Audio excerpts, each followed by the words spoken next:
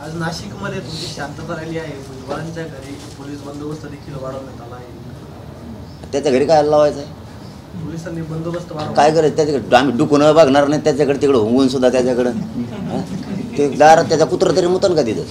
त्याचं आमचं काय गुतलं त्याच्यापाशी जायला तिथं? तिकडं तसं ते असा खुर्ची टाकून जरी बसला रोडवर तरी पोरं इकडं मुंडका करते ना. त्याच्याकडे ते बघायला किती तोंडी का?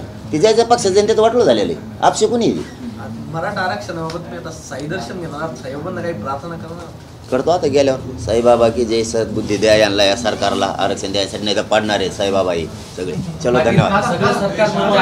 सगळ्यात महत्त्वाचा विषय आहे की आपण प्रत्येक सभेमध्ये सांगतात की ओबीसी आणि मराठा बांधव हे आज गाव खेड्यामध्ये सुद्धा एकत्र असतात, मात्र त्यांच्यामध्ये आता संघर्ष पेटवण्याचं काम हे सरकार करते असं वाटतंय तुम्हाला? हो, पण राणेसाहेब ठुलेत ते, सॉरी आपले ते छगन भुजबळ ठुलेत त्यासाठी देईल, तेवढ्याच कामासाठी देऊ.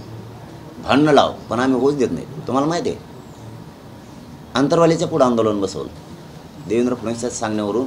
फडणवीस यांनी त्या भुजबळनी बघा आता आमच्या त्याचं नाव सुद्धा अंतराने इतकं चिल्लर झालं ते. आता त्यांनी बसवलं, त्याला त्याच दिवशी दंगल करायची होती, आम्ही नाही होऊ दिली. परत आंतरवालीत मिरवणूक आणली त्यांनी. आंतरवालीत महाराष्ट्र काय तुला तिकडे जागत नाही का कुठं? तरी आम्ही होऊ दिलं. यांनी माझं जुनं गाव शोधून काढलं, तिथं रॅली काढली भांडणं करायसाठी. यांची रॅली किती वाजता आली? वाट 4 वाजता. यांचे लोक आमच्या गावात, त्या जुन्या गावात किती वाजता आले? माथुरीत रात्री 7 वाजता. इतक्या लवकर कशामुळे आले तुम्ही? आणि तिथं येऊन दगडफेक करायची काय गरज? तिथले हॉटेल फोडायची काय गरज? त्या घरावर दगड हाणायची काय गरज? यांना काय गरज होती? ते हॉटेलमधले गोरगरिबाचे 200, 400, 500 रुपये असतील, हे घेऊन जायची काय गरज? त्यांच्यावर खरे 355चे दरोडेचे गुन्हे दाखल करायला पाहिजे होते त्या PSIने.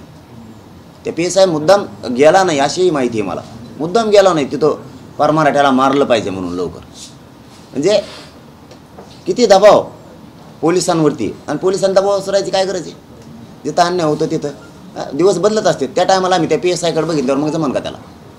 एवढं गाव आमचं अडचणीत आलं तरी ते धावून जात नाही. इतके लोक ते दगडफेक करायला लागले, आणि केसेस आमच्याच लोकांवर केल्या. वारे PSI वारे गृहमंत्री, हे यांना ह्या दंगली करायच्यात आणि मला त्या होऊ द्यायच्या, म्हणून ही शांतता राहिली. मराठा समाजाचा एक प्रश्न आहे दादा की उपोषणानंतर सरकारचं शिष्टमंडळ येतं, उपोषण सोडलं जातं, परत आपण दौरे करतात.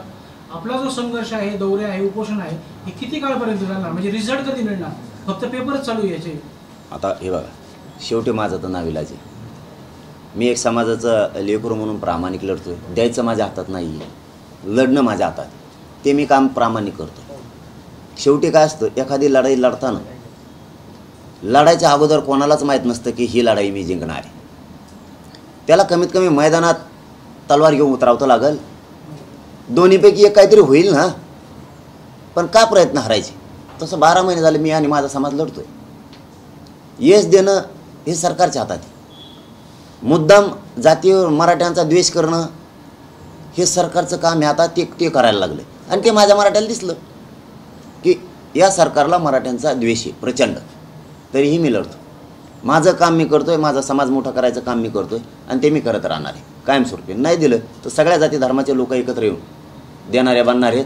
यांना घरी बसवणार म्हणजे बसवणार, सोडत नाहीत मराठी ह्यावेळेस यांना. शरद पवार साहेब म्हणताय की 50%पेक्षा आरक्षण वाढवणं हे केंद्र सरकारच्या हातात आहे, केंद्र सरकारने यात मध्यस्थी केली पाहिजे. आता केंद्राकडे टाकायचं का नेऊन आम्हाला? म्हणजे आणखीन 10-5 वर्ष आमच्या असेच काढी लावून टाकायची आमची पुरी. आम्ही OBC आरक्षणात आहेत. OBC आरक्षण आम्ही मागतोय, आणि OBC आरक्षणाचा प्रश्न हा राज्यातही केंद्रात नाही आहे.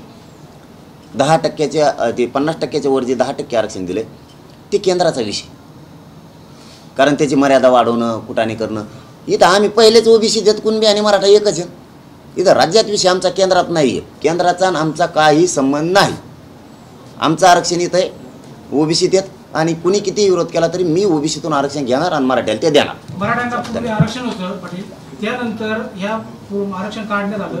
हा सगळा आरक्षणाचा खेळखंडोबा कुणी केला असं तुम्हाला वाटतं? सगळ्या समाजालाही माहिती आरक्षणाचा खेळखंडोबा कुणी केला. त्याच्यानंतर कोणी आरक्षणात घातले, 16% आरक्षण कुणी दिलं, का दिलं? 16%चा तर विषय पुन्हा तो तर आहेच. त्याच्यानंतर 180 ते 150 काहीतरी जाती पूर्वी घातल्या होत्या OBCनं. त्याचा आता 350-400 जाती कुणी घातल्या? ह्या झाल्या कशा? मग त्या जर त्यांच्या पोट जाती होत्या आरक्षणात नसून उपजाती होत्या, तर मराठा आणि कुणबी एक नाही का? मराठ्यांची पोटजात कुणबी होत नाही का?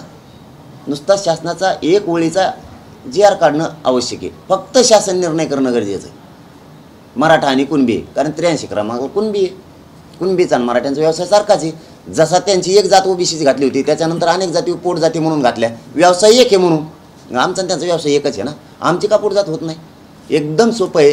किचकटात जायची गरज नाही. फक्त राजकीय इच्छाशक्ती लागते, ती यांची नाही आहे. म्हणून आम्ही जर सत्तेत गेलो, सगळ्या जातीच्या आरक्षणाच्या प्रश्नासह शेतकऱ्यांचे सगळे प्रश्न सगळे मार्गी लागतात. फक्त गरिबाच्या पोटे तिथं जाणं गरजेचं आहे. चलो बस, धन्यवाद.